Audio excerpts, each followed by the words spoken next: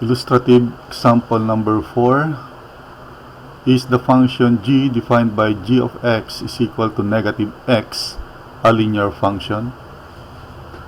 So if yes, determine the slope and the y-intercept. So try nyo munang sagutan sa inyong notebook. So pwede nyong i-pause muna ito habang hinihintay natin yung mga estudyanteng nagsasagot. Okay, so sagutan na natin.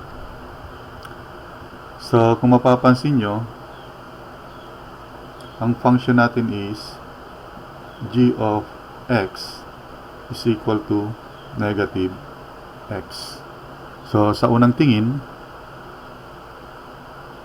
akalain mong hindi siya slope-intercept form.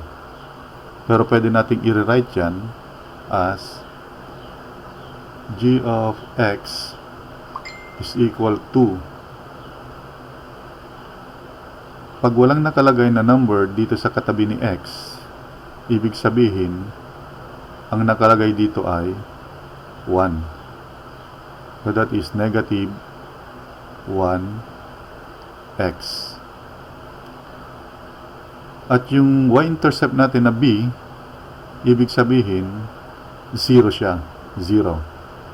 So pwede natin ilagay yan as plus 0.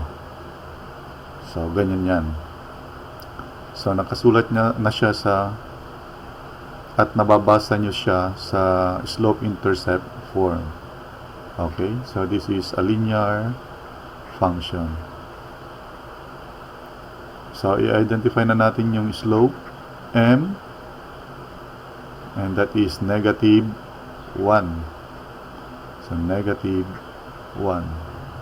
At ang y-intercept b natin is 0. Okay, so ulitin natin. Pag walang nakalagay na number dito sa katabi ni x, that is 1.